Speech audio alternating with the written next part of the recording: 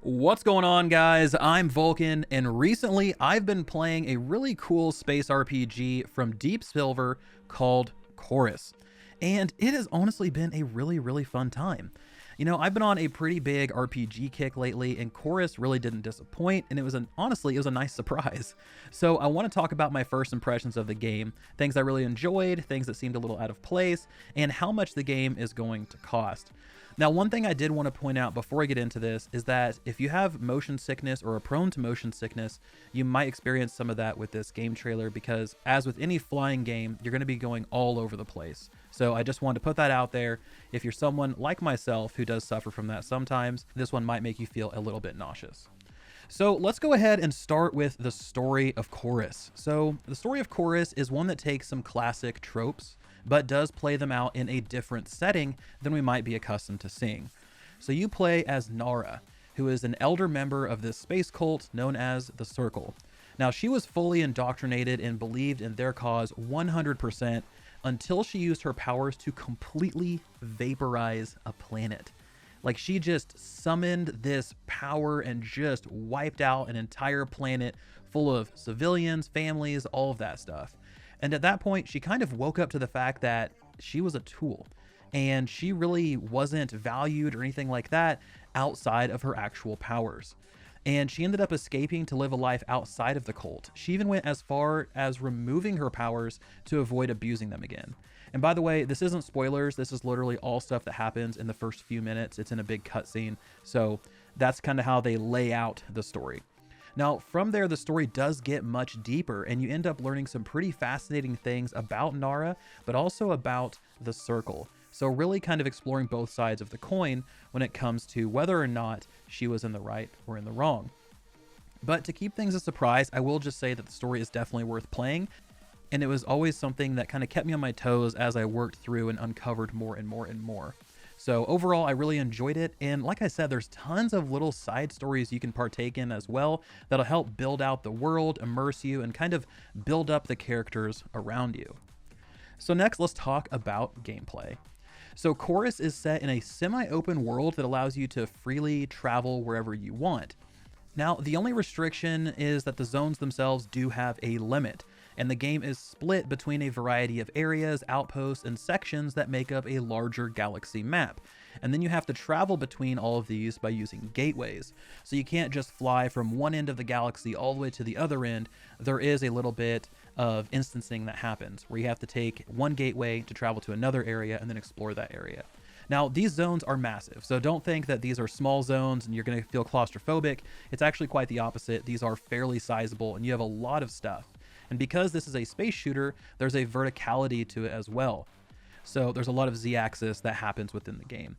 Now, within each zone, you have tons of collectibles to find, enemies to fight, main and side missions to discover, and upgrades to seek out. Now, the combat is just as good as you would imagine in a space fighter. You're engaging in dogfights ranging from small to large against small enemies, a bunch of enemies. And the thing is, these enemies aren't all the same. So it's not like you're going to go in and it's going to be a ton of the same guys, but it's just the quantity over the quality. You're going to actually have to deal with quite a few different ships, ranging from tanky and heavy hitting. You have small darty ships that'll slowly chew through your shields, and lots of others that have distinct weapons and effects. And they each require you to handle them a little bit differently. So for instance, if you have a big tanky ship, you need to actually get behind them to deal damage to them. You're not going to be able to pierce their frontal shield.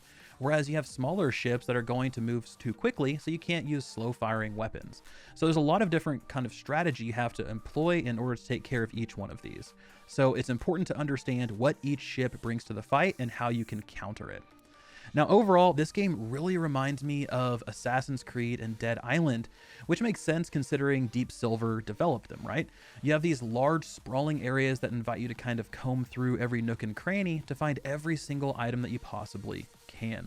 And speaking of items, I want to talk about progression a little bit. So when it comes to progressing through Chorus, you're looking at a few different ways to do this. So first up, you can find upgrades like weapons and shields that are out in the world, and these are going to boost your damage and your survivability. But these weapons also vary between Gatling guns, rocket launchers, and lasers, for example. But that's not the only thing. You'll also find things like hull improvements that give you more base health, shield upgrades that increase the buffer between your health and enemy damage. And there are also opportunities to purchase some of these from the hangars that are kind of peppered across the galaxy using credits that you find. So to complement those weapons and upgrades, you also have gadgets that you can equip. Now these provide passive bonuses like increasing your movement speed, your damage, or providing healing. So making sure you bring the right weapons and the right gadgets that fit your playstyle is crucial to being as effective as possible while you're out on your missions.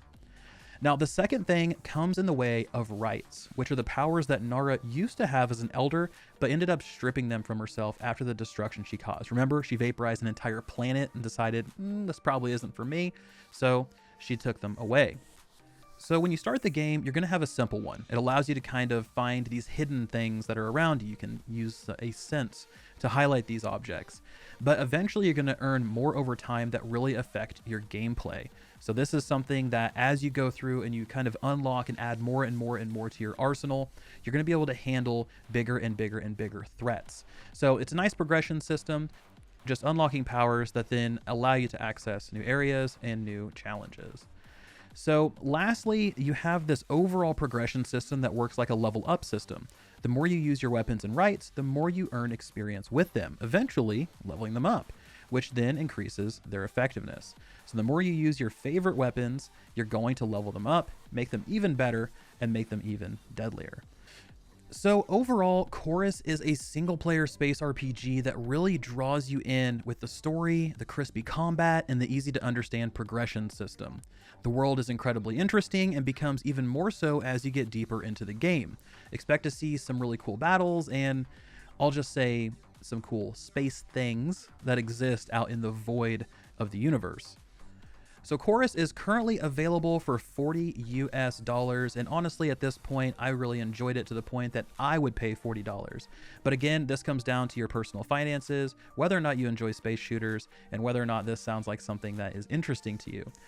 So folks, thank you so much for stopping by. Let me know in the comment section below whether or not you've played Chorus or if this sounds like an interesting game to you. As always, thank you so much for all the support. This has been Vulkan, and I'll talk to you next time.